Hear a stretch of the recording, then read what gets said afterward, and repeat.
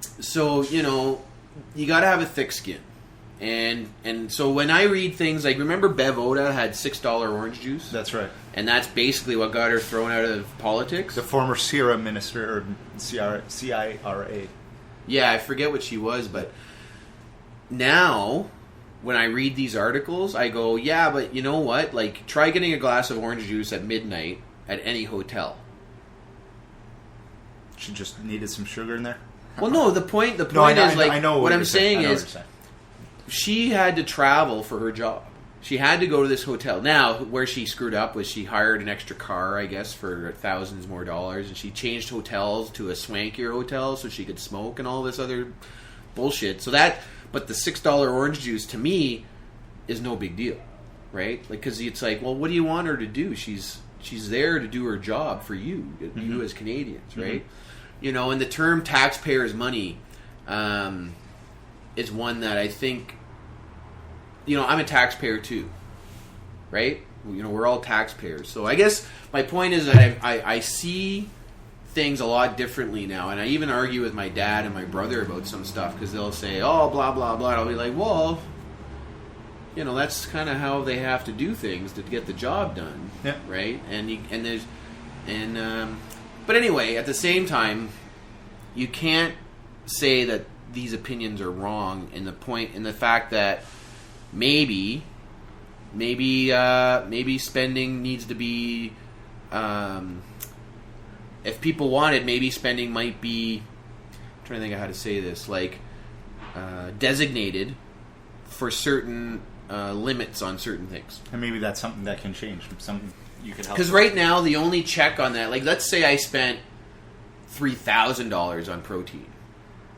I legally could do it, but you need the media there to say, "Whoa, $3,000." Even if it's just in a closet waiting to be drank at a later date. Do we need? Like, does anyone need? You know what I mean? So, and that's why, okay, so let's rewind a little bit. I'm going to go off on a little bit of a tangent.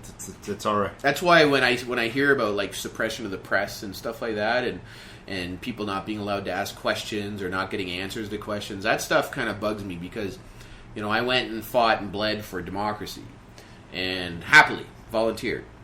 But, you need people to be informed in order for them to have opinions, right? Anyway. Sorry, that was a bit of a tangent, folks, but... No, that makes total sense. And so you have your team at council. How did you find assembling? Like, this is one of your first times you've assembled your own team from scratch and represented Innisward. What did you learn from that experience? And how is the team for Innisward? It was a bit tough. The team is great right now. We had some personnel issues that I had to work through. One thing I learned is that, like, I come from a world where if you tell me that you are something, because in the military, if you say, yeah, I'm a master bombardier, I'm going to be like, he knows how to shoot artillery, and why would I doubt him? Until you give me a reason not to trust you. If not, that's terrible. That would be a terrible way but it's your rank and your title intone a certain amount of knowledge in what you're supposed to be. So what I've learned is that, unfortunately, some people will over-represent themselves, and I've had to make changes based on things like that.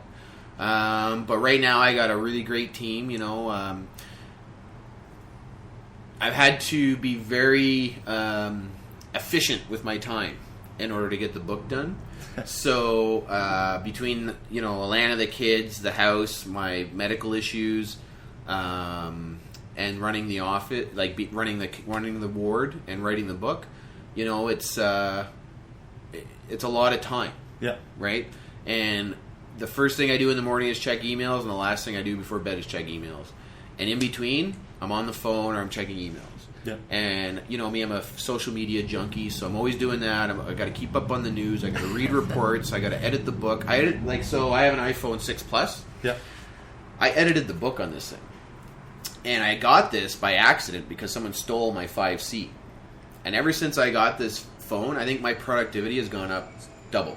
You've just sold a lot of phones there for the iPhone 6. Yeah. So I should move on. Hashtag send Jody money, Apple. But seriously, like, I was kind of geeked out by it, right? I was like, look at the size of this thing.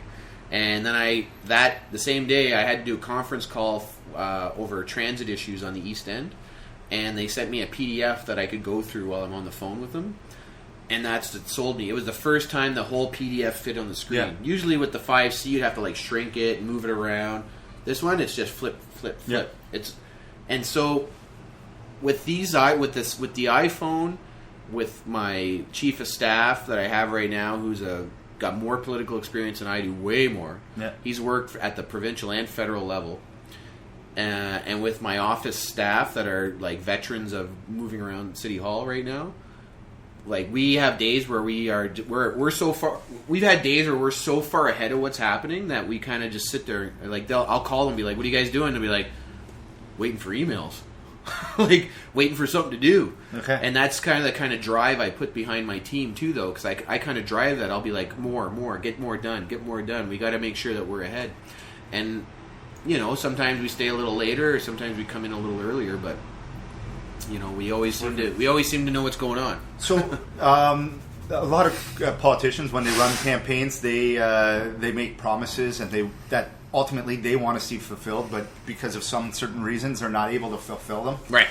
But what are some of your campaign promises, and how have they been transitioned? Have you started on getting them worked into the budget yet? I know you've been doing preliminary for next year's budget meetings and the year after. Are we starting to get some traction on some of those ideas? Let's see. So I had the Mitic task list, yes. And man, I don't have it in front of me, and it's bad that I don't remember all of it. There was the counselors. There was an office in the right. So let's knock out as many as we can. So I wanted a community council, so like a community association for every neighborhood in the area, right? And so Innes Ward has Bradley. It's Blackburn Hamlet. Everybody knows.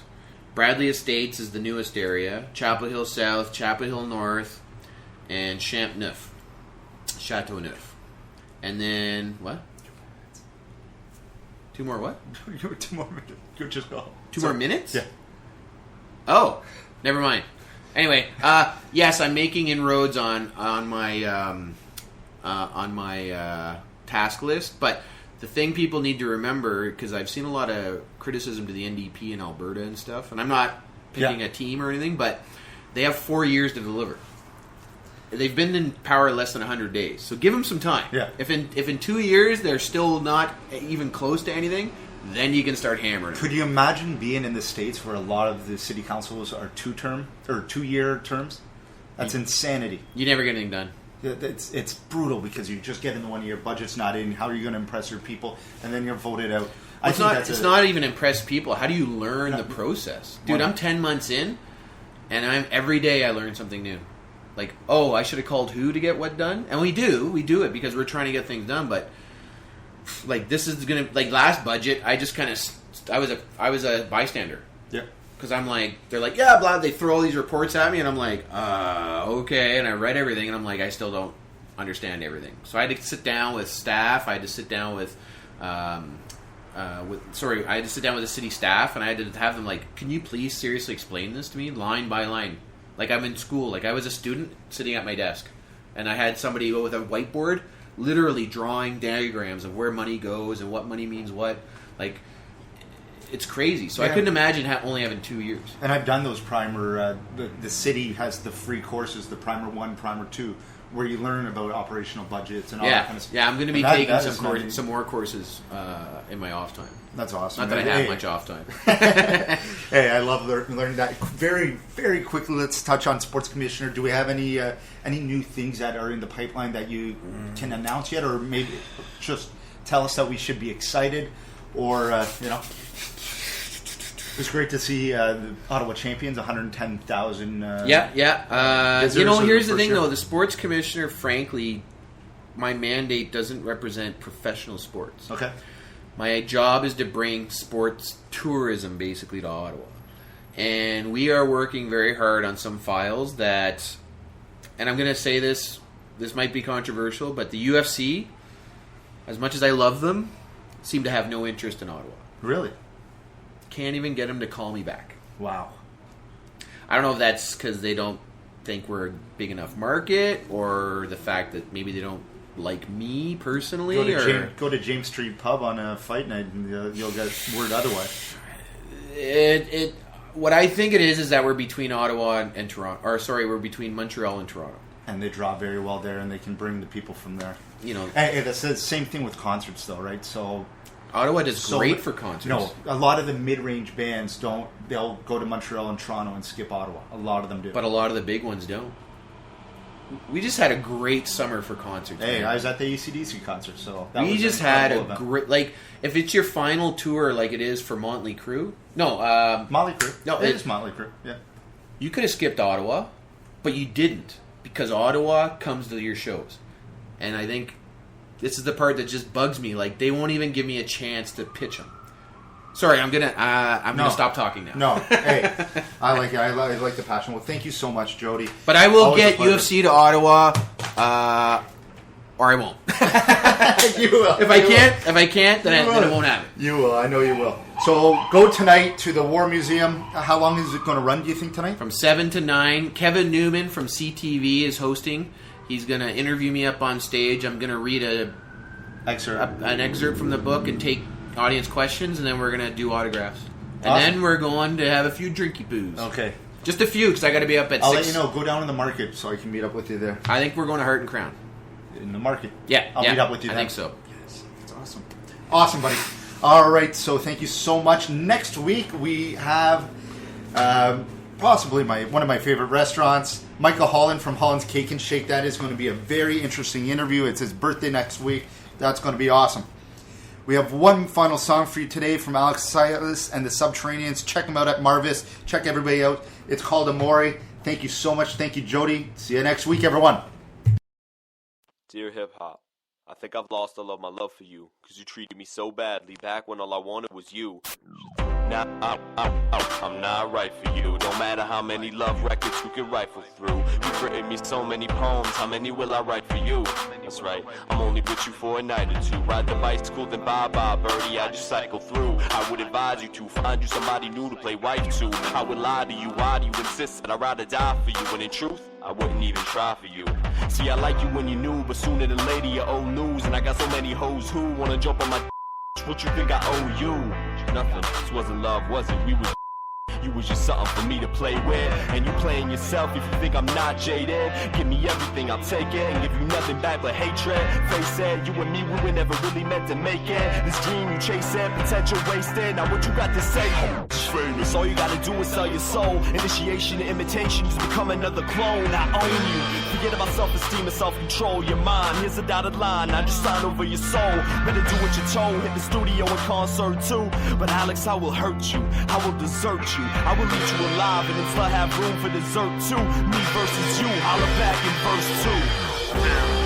Mon amour, et I love you. Corazón, hielo, compasión. Je t'haïs, mon amour, tu trahis tous les jours. Y clima, tu has, dame nada, quiero más.